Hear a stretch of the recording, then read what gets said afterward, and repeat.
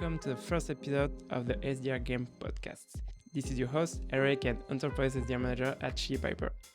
On this podcast, you will find strategies, advices, and practical tactics that work best today from prospecting and sales development pros that are actually doing it. The content is a mix of tactical episodes along with interviews with sales development experts. And today, I'm super excited to introduce Matt Roberts, SDR leader at Mosaic. Matt, great to have you here. Thank Eric. Super excited to be here with you. Appreciate you all the time and super pumped to spend a little bit of a recording session with you rather than just our normal catch up monthly. So thank you for having me. Really pumped. Like you just mentioned, for those who are listening, Matt and I, we were working at Chili Piper together before he joined Mosaic. And since he joined Mosaic, we have like monthly calls where we talk about prospecting. And that's why, Matt, I think he was the first person I was thinking about to have on the podcast. So super excited to have you. But before we start, Matt, can you... I did like a little introduction of you, but can you introduce yourself? Absolutely. Yeah. So Matt Roberts, like you mentioned, is currently leading the sales development team at Mosaic. Before this, like you just previously said, we worked together at Chili Piper. My background in tech started 2015. Worked at a company at Folio, which does property management. Started as an SDR there, moved to an AE role, got pretty burnt out, quit, traveled, messed around for a little bit on some passion projects, and then got lucky to find Chili Piper. This was May of 2019, so it was a 20-person company. Joined on as an SDR, moved up to the SDR manager role, was lucky enough to hire some amazing people such as yourself, and then worked at Chili Piper for about 2.5 years, and then took a leap of faith on another startup, which has been nothing but good times thus far. So I joined Mosaic in July of last year, actually just hit my year mark about a week ago. So time flies, but yeah, having a good time over here, building out the team and learning all things finance and strategic finance. So miss you, but like you said, always a pleasure to be able to see your face. Exactly. And yeah, that's when you sent me the post the other day, I've seen that was already a year and I couldn't realize it because it was already a year ago.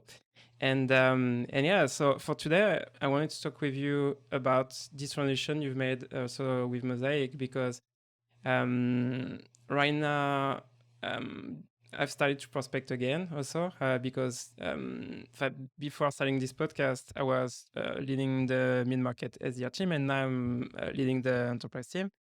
And we are trying a lot of different things, but I think right now I'm back in the trenches like you did when you started at Mosaic. And that's super interesting. I want to talk about that with you because right now it's if we compare the mid-market team to the enterprise team, at Chili Piper, the enterprise team is pretty new. If you compare to the mid-market team, we already have like processes in place for the mid-market team. But for the enterprise team, we have so much work to do. And so wanted to start talking about this. And how was your transition from Chili Piper to Mosaic, getting back to the trenches? Because Chili Piper, we are selling to marketing, sales, and now Mosaic, it's financial CFOs, financial personas, basically. And I'm super curious to know what was your process when you started at Mosaic for prospecting? Yeah, absolutely. And also just kudos to you for hopping back in the trenches. Like you probably know right now, it's definitely tough to get that muscle back once you've sort of like put it on the bookshelf for a while. I remember when I was talking to CEO here at Mosaic and coming back over and saying like, all right, I'm excited to get back in the trenches. I don't know how long it's going to last. To be perfectly honest, it's tough. And again, like, you talk about people who've been SDRs for a long time, right? It's a total mental game. It's just like, can I do it again for another 6 months or a year or whatever? So I think when you're trying to figure things out, it's a little bit more fun because you know that there is like hopefully a time limit that you're going to finally get back out of the trenches and start to maybe build processes and manage people again. But it did take a good, I joined in July. I was very lucky to be able to really understand where we were before just kind of diving in. So I said, hey, I want to take like a month or Yeah. two to, talk to our sales team, which at the time was one.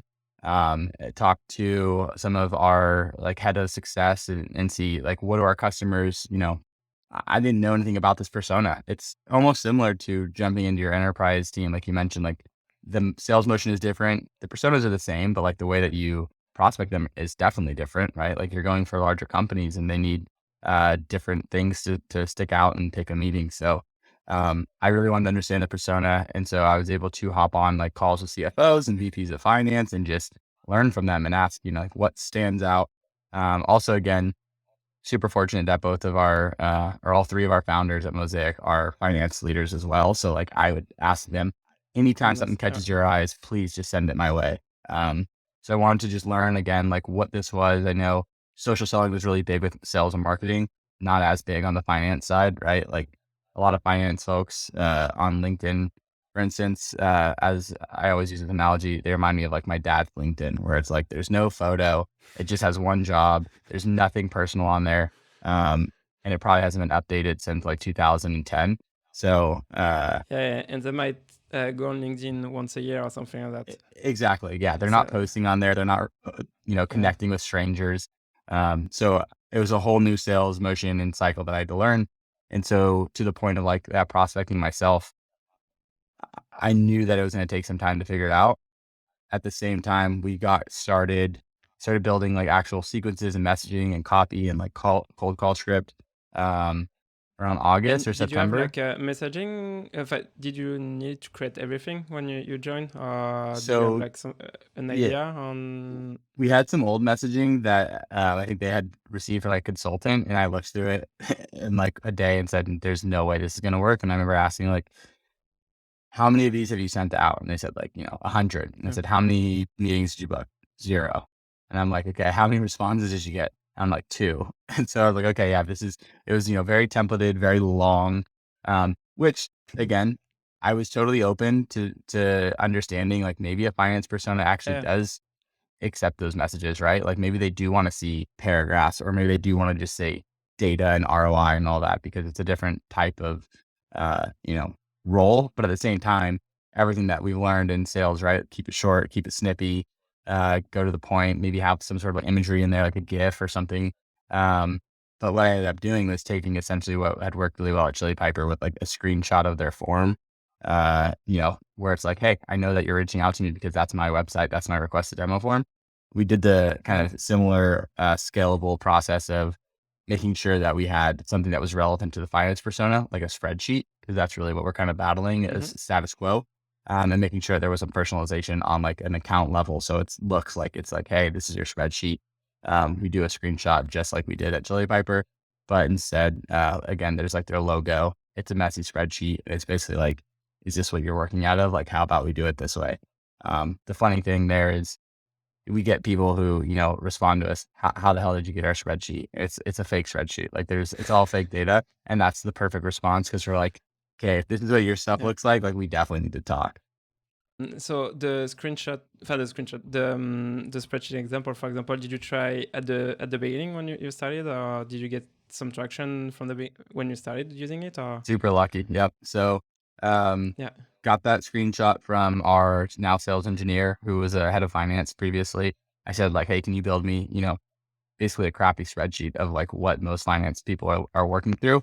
He's like, absolutely. So he whipped it up. He's amazing. Um, put that at step one. And again, I used what had worked in the past. So screenshot, then like a bump, then a GIF. And then I was like, hey, we need some more GIFs of, just again, the aha moments that our product could solve for. Mm. Budget versus actuals, board deck prep, month end close, a lot of just like finance, kind of, very manual processes that Mosaic can automate. So again, I took like essentially the template that worked at Chili Piper and just tried to make things as short and sweet as possible with some sort of GIF, and then a lot of like LinkedIn steps, which again, some of those might be skipped because the LinkedIn persona might really, or if the finance persona doesn't have a lot of LinkedIn material to go off of, but, and then some call steps. And then I said, like, let's just let this rip and see how it performs. And again, got really, really lucky right off the bat. When we started in October, we set ourselves a goal of, I think it was 20 meetings between kind of like one and a half of us.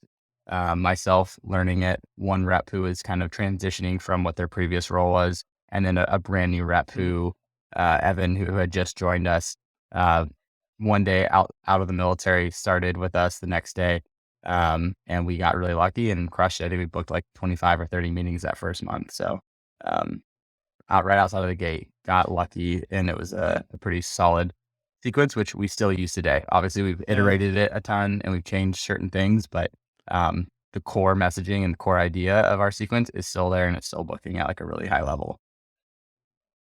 And I forgot to ask you also when you mentioned that when you're doing some research with your co-founders, but also when you are talking to CFOs, you said you are talking with them to try to learn about what kind of message they would like, for example, and what do you learn talking with them that you use after in your outreach? Yeah, great question. So, and it's actually funny. The first call that I had set up uh, was this guy named Jonathan, and I had a referral through someone I met through Chili Piper who said, "Hey, I worked with this, really really smart VP of finance. Maybe I'll connect you to." Because I said, I just want to learn, right? Like, if anyone knows anybody in Yeah. finance, SaaS finance, like, please connect me. I just want to pick their brain. So he connected us, and this was back in August timeframe. They closed like a month or two ago. So they actually were, my first Nice. outbound meeting. They closed, but at the same time, I learned a lot from him. And what I did is I kind of walked through that, original templated, really large, sequence that was previously built. And I said, like, does this resonate at all? And he's like, dude, this is so long. Like, this is terrible. I don't even know what's going on. And again, he said, it was very product pitchy. It was all about the product, nothing about the, pains of the persona. And he said, I still don't know what you do. Like, I can read this, but I don't get it. I need some sort of like visualization. And I was like, so like a GIF? And he's like, absolutely. Just anything that would help.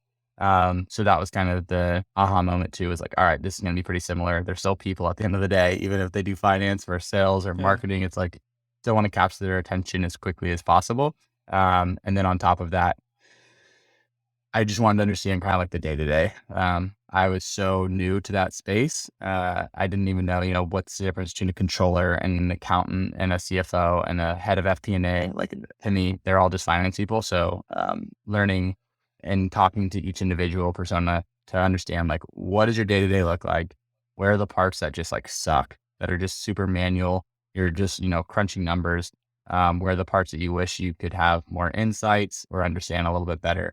And so those were probably, like I said, the first 2, 3, 4 weeks, a lot of conversations with people in different roles Yeah. just to understand.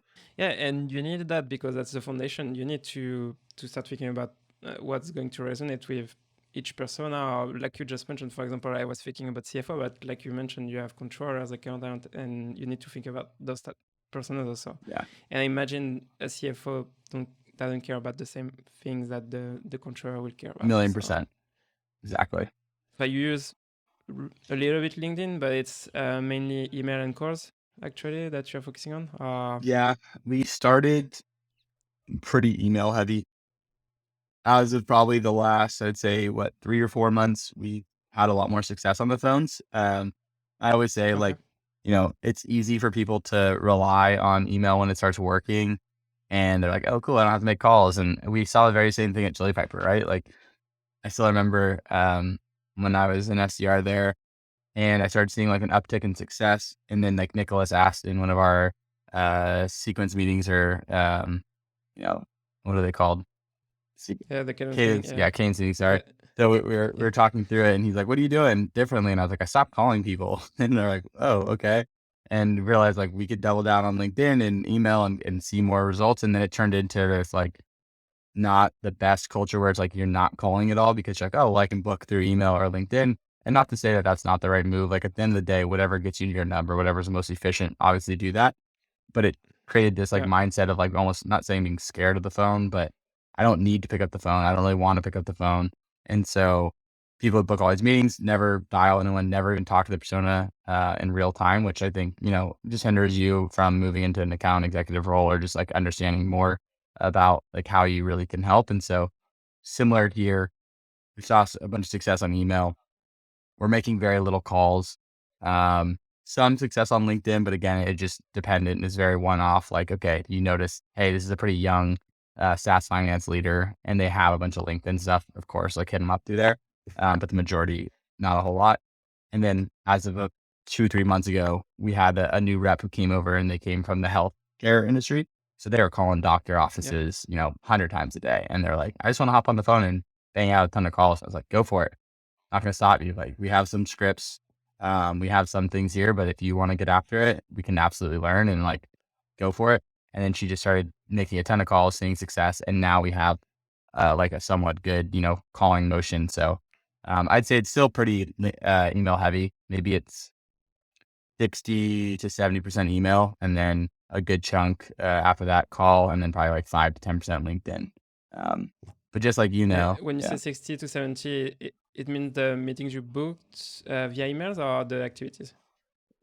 Probably, yeah, the meeting's booked, but it probably is pretty similar as far as like activity level goes too. I'd say we still have a good Yeah. chunk of LinkedIn Okay. activity, but that's more of just like bumping things, and we have our own little like, LinkedIn sequence that's not through any tool or anything. It's just like auto text expander, 4 or 5 steps that are just there to create some sort of a conversation, but we're not like pitching the product or anything like that. Obviously, no pitch slapping here. But no, what you mentioned about the having different, by using different channels, basically, it's something for me. Before joining Cheaper, that's something I was doing a lot, and now since working at Cheaper, I know at the beginning we are not heavy on the phone, but I switched my mindset around multi-thread approach because it's yes, emails can work, but with some prospect, you need emails, you need phone and LinkedIn for our personas, obviously. But that's something that helps a lot because some people, what I learned also, it's some people, they will reply to your emails, but they won't pick up the phone. And then you have prospects who it's the opposite. They will never reply to emails, but they will pick up the phone. And that's why you need to try different channels. It's not, yeah, email is better than phone. No, it's you need to try your three main channels to test that. Absolutely. I know we hammer in on that all the time. It's like each persona is different, each industry is different, each market's different, and then each human being is different, right? Yeah, So like we talk about like exactly. offices for law firms or for hospitals, like they're picking up the phone all day. So of course, calling is probably just more important because if the phone rings in the office, they're picking it up. That's a new client, that's someone that they can, bring into their business. Whereas, sales, marketers, finance people, like just called the tech world or SaaS world, like they're not going to pick up their cell phone and HQ number. Most of them aren't even working out of an office, but you still have to call it because there's one-off individuals that will be like, I would never respond to a cold email, or I would never respond to LinkedIn, but I'll pick up the phone and talk to you. And then on the reverse side, and I always hate saying this because it's like the worst thing from I guess like a sales development leader side, but like I don't pick up cold calls. Like maybe I will on accident. For instance, like moving into this place, I have people calling me for the plumbers or the electricians or whatever, and like I don't have their number. So around that time, I was picking up the phone because I didn't know, is this an electrician? Because it says the area code, right? It's Sacramento area code. I pick it up and it's like, hey, I'm going to sell you some software and I'm in Utah. And so I'll hear them out because I love to listen and learn. But what I will say, and again, this goes into like the multi-channel approach, like multi-threading, leaving the voicemails in a short, clear, concise way so that you can look at the text. I do always check those. So even if I'm never going to pick up the cold call, if I get a voicemail, I'm going to pop it open, I'm going to look at it, and I'm going to read the text. And so when it says, hey, Matt, this is Elric from Chili Piper. You saw, my name. I sent you some emails. Of course that registers. Then I go and look at my email and I go, oh yeah, Elric did send me some. So it's like, it helps. It bumps. It keeps things relevant. I go, hey, I appreciate this person because they're actually calling me. They're persistent. Like, most sales leaders hopefully love that stuff. Never understand the CRO who picks up a cold call or something. It says like, who would ever do business with you for cold calling? It's like, what do you think your team does all day? But outside of that, like, yeah, you just have to find each individual's channel, and you don't know what channel that is until you kind of check all the boxes. And I always say, like, for instance, mine, I might respond to a cold email. I'll check the cold call, but like if you hit me up on LinkedIn, there's a good chance I'm going to respond, obviously. So, um, just find what works for obviously your market, but then even deeper, like a Yeah. layer under that, there's always going to be the one-offs and anomalies. So you really have to just kind of do it all and find what works for that person. Exactly. And the other day I was talking with like a French startup, not a startup anymore, but and they were asking me what's the best channel to use, and I say they are selling to similar personas to you. So, and I don't know, I never prospected CFOs or accountants in my experience, so I don't know what's working. So for us, what's working, it's You LinkedIn, emails, and the phone. But maybe for you, LinkedIn's not the best channel, so you need to try first before thinking about, hey, what works for us, and then try for you. It's better. I think it's better than they will ask to someone selling to a similar Mhm. persona, and so they can get more data on that. But what you mentioned also on the voicemail, also that's something um, I'm seeing a lot with my team here, for example, or in previous companies, and they don't see voicemail also like another channel because they see cold calls just no one pick up the phone Yeah. today. But you need to, like you just mentioned, it's yes, that's true. Maybe if, for example, you didn't pick up the phone, but you read the Yep. voicemail, and that's also another channel voicemail on top of the call you need to think about because it's um, yes, you didn't pick up the phone, but you read the voicemail and then you read the email because you got the voicemail, and that's another channel you need to think about because uh, so many people think no one pick up the phone, but they read voicemail or they listen Yep. to them. Because for me, I don't think I have the option to read voicemails, um, but yeah, that's voicemail. I think it's really undervalued, and that we can get some meetings. And the other day, I don't remember which one on the team, but he told me, yeah, I don't book meetings on the phone. And then he leave a voicemail, and then the day after, they went through his email, and then they Yep. booked on the email because they listened to the Right. voicemail. And that's a hard thing to like And pull from like an yeah, attribution standpoint, right? Because you'd be like, oh, well, I don't have any success on phones. And it's just like, well, let's go back and look at that and say maybe, you left 10 voicemails and 4 of those people booked through email, but it's because they saw that voicemail. yep, Then hell, like that's a really, really powerful bump, or that's a really powerful touch. We talked through that on like a Loom perspective or Vidyard, right? Like we make videos yeah, here and there. It's not like a massive chunk of our outreach, but it's more for like one-offs. Like, if you open my email 55 times, like you're probably going to get a video at some point, but people aren't booking from that video. They don't watch the video and then immediately book through it or book right after. So sometimes it's easy to say like, well, I've made a bunch of, Vidyard videos and like they're not very worthwhile because I'm not booking meetings off of it. But I was like, well, let's look back into this and yeah, see how many people did we make videos for that did book at some point? Because then like you have to possibly tie that into the successful reason as to how they like, actually found us and how they made that meeting happen yeah, because it's all of the combined effort. It's the same thing with marketing and sales too, right? Like there's so much yeah, crossover where it's like, well, they saw an ad and then they, watched our webinar and then they received a bunch of emails and then they got some calls and then they come through. It's like, what did it? I don't know, all of it, like the entire package. It's not just one thing that stood out. And I love that you messaged like, voicemail being a different channel because even on the LinkedIn side, we've tried, right, like voice chats through LinkedIn. Like if you connect mhm, someone, you send, a quick yeah, thing. That's almost a different channel too, right? Like it's through LinkedIn, but it's through chat, but it's a voice chat. And so you might send this person 4 or 5, like I said, sequenced. Hey, how's it going? All right. Hey, are you using any sort of like, Excel's spreadsheet to handle your day, whatever.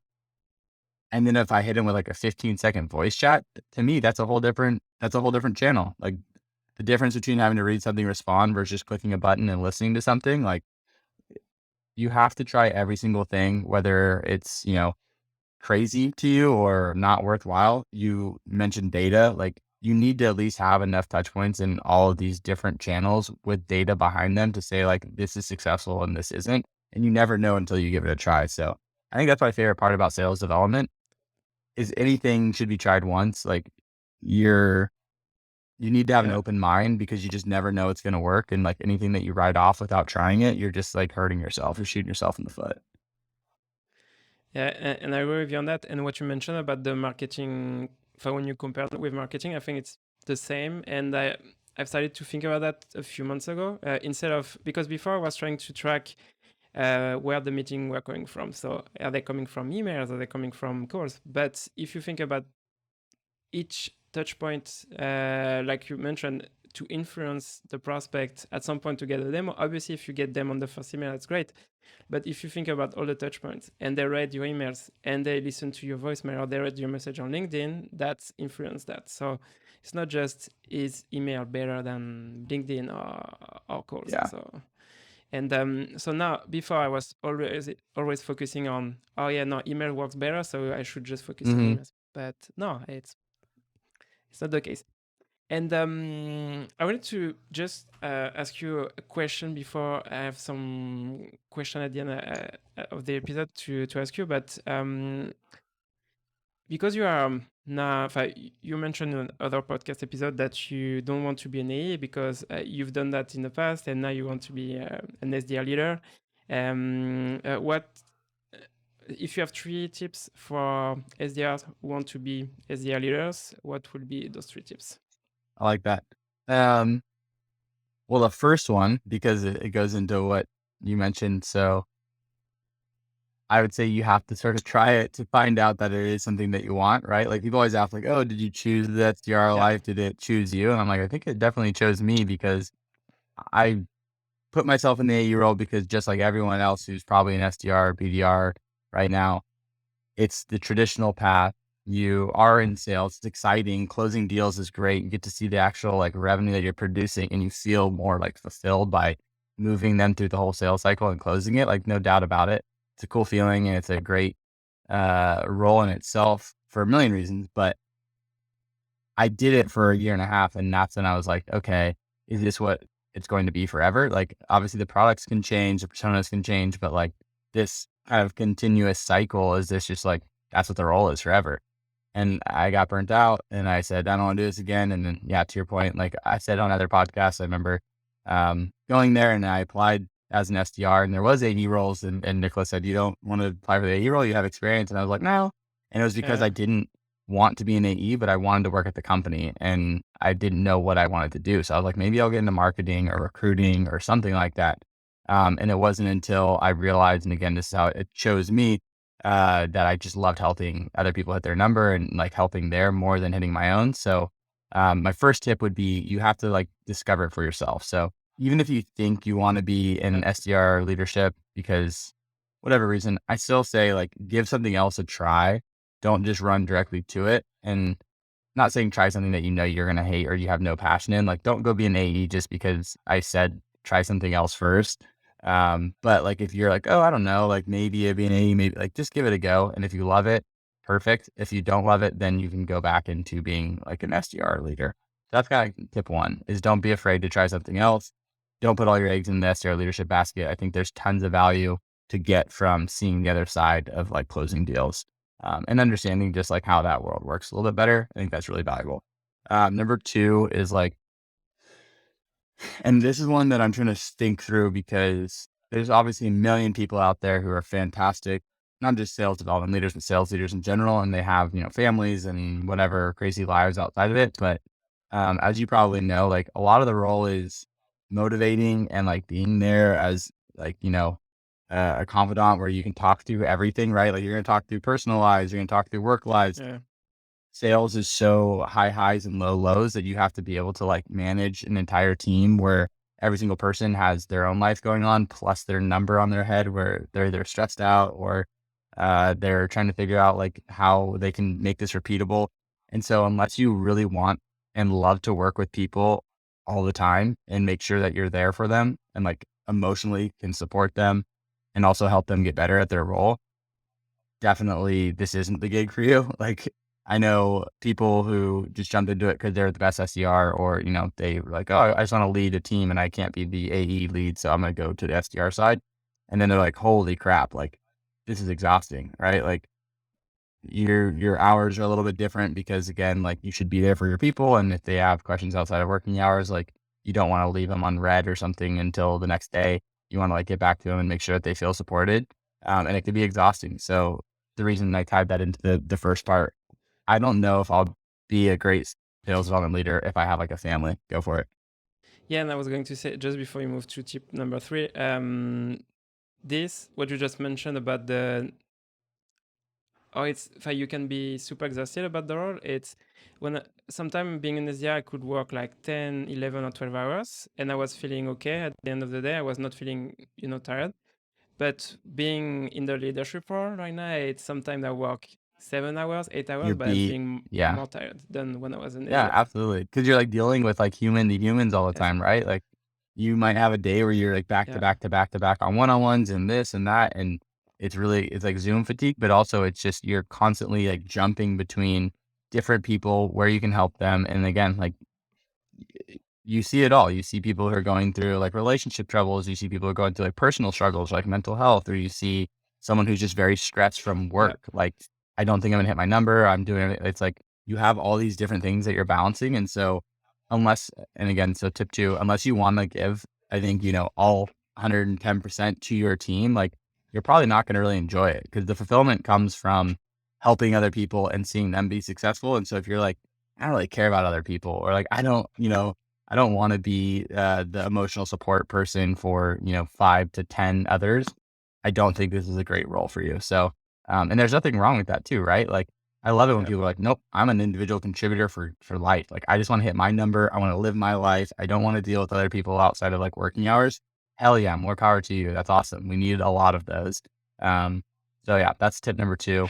Uh, and then tip number 3, I would say, like, this just goes from, I mean, we talked a little bit about marketing and we talked a little bit about like coming to like Mosaic, but make sure that you're in a role or a company or an organization where like you're going to be really supported and supported like cross functionally. So really lucky at Chili Piper that they had, a lot of great marketing and we work closely with them and it's very collaborative. Um, and then here, like it's been nothing but like great experiences across the board from working with leadership to again, marketing or operations or CS. But I know people who are at other organizations where you're kind of out on your own and you're like in a boat and there's a lot of headbutting and people aren't rowing in the same direction. So before you jump into a leadership position for sales development, like make sure that it's a spot where like everyone is on the same page. There's alignment across the teams. There's respect across the teams, right? Like I'm I've said this in so many times. Our new VP like constantly pushes how thankful they are for pipeline generation and like very, very empathetic on how like tough the role of an SDR and a BDR can be. And again, like you just mentioned, right? Sometimes you're pulling 10, 12-hour days to build pipeline, right? Like that's what you're doing. And if there's no pipeline, the company can fail. Like that's the lifeline and the blood of the company. So make sure you're at a spot that you're going to be supported yourself.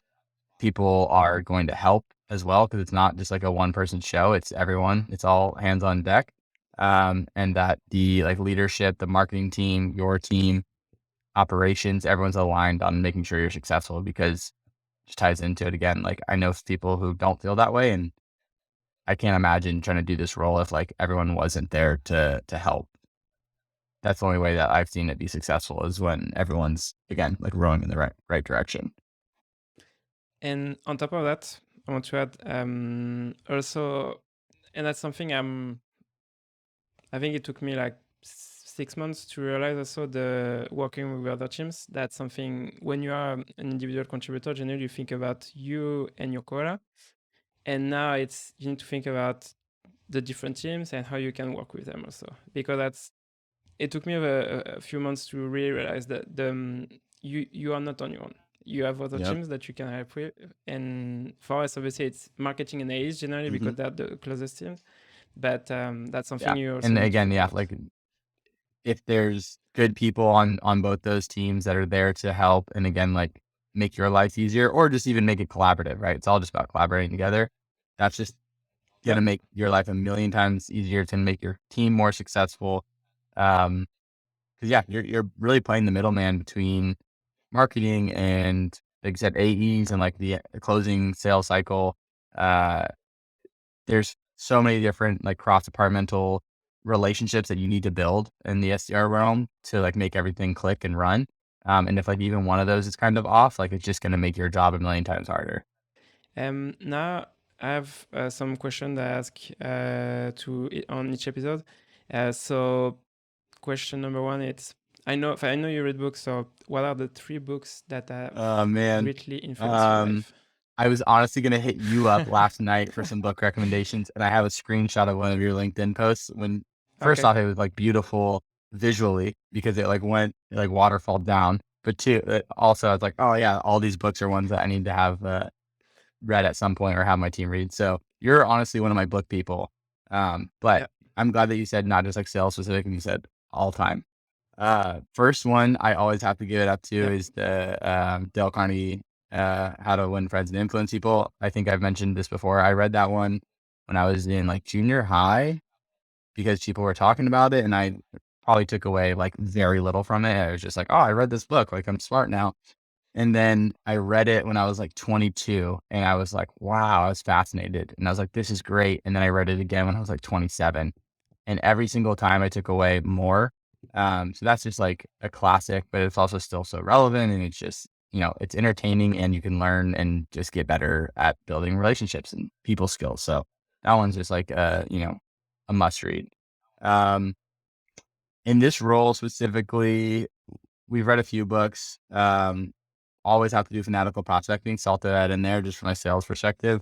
I think again, like a lot of what this role requires is just constant consistency and constant like building your pipeline so that when you have a shitty month, you're going to be okay because you've done all this stuff the past 6 months or 8 months. And when everything is clicking and firing on all cylinders, you're just going to blow your quota out of the water. Like the idea that you're always building, 30, 60, 90 days out is like still so relevant. And I think a lot of people just think, oh, if I had one good month, like I'm fine. But like the SDR role, sales in general, it's all about like really maintaining those high highs and those low lows and just trying to be, again, like as consistent and flat as possible so that you can like forecast properly and Yeah. understand. So that's a fantastic book. And then you said my life. So I'm going to throw it up to the third book.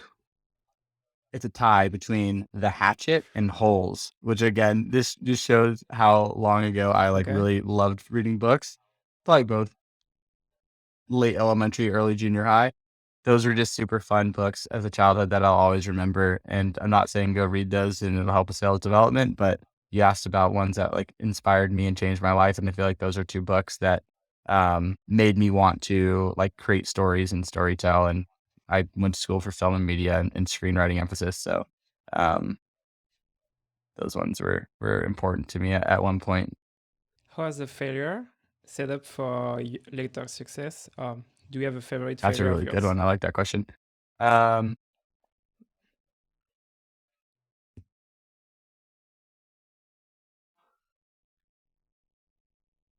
yeah, I would say like a failure.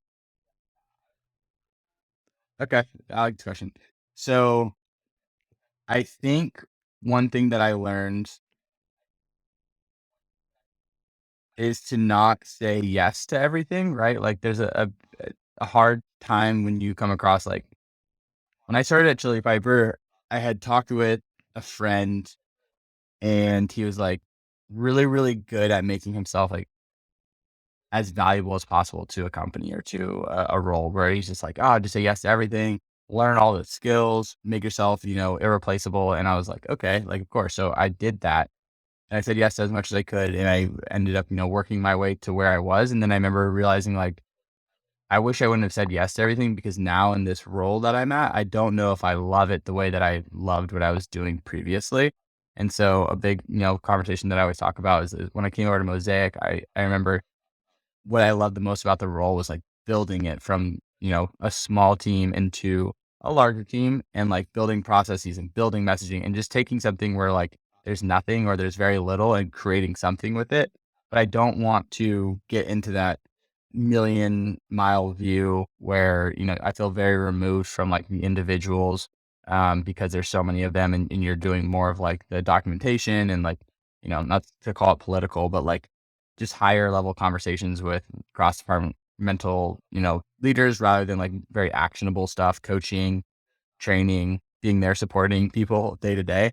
Um, and so like the failure I'd say there is like, yeah, learning to say no to some things or learning to not just climb a ladder or like move up just because it's what you feel like you should do, and rather, find where you would be most content and where your passion is and where you actually enjoy being, and being happy with like staying there or like living in that world. Um, and the reason I say that is like we've talked right here internally and like elsewhere where it's like, I don't think I ever want to be anything higher than like an early SDR, BDR leader. Like I don't ever want like a VP title. I don't ever want to run an organization of 50 or 30 or 100 BDRs. Like that doesn't sound appealing at all. I really love the small, intimate, start from scratch, get scrappy, grind, all the like words that people hate to say now. I love that environment. And so the failure is, don't just say yes to everything. Be very conscious about what you pick and choose, and like find where you actually want to be and spend your time, and just go for it. And last question, what advice would you give to a smart and driven new SDR or someone who wants to start in tech sales? And what advice should they ignore? To give is to learn as much as you can before you make the transition, right? Like when people are, hey, I want to get into tech sales, and they just say that and they just apply everywhere and that's all they've done. I would say do more, right? Like there's so much free content out there. It's LinkedIn, it's Google, it's blogs, it's YouTube. Like get out there and learn what Salesforce does and how it works, learn outreach and sales off. Like you can do all that before you get the role. And like, it just makes you so much more appealing as a candidate when there's two who are coming into tech sales and one just says, I want to get into tech sales because my cousin does it and it looks interesting, versus the person who's like, I've been reading these blogs and these books and I follow these people and I'm really excited. So do as much as you can beforehand, would be the first advice that I'd give. And then for what to ignore,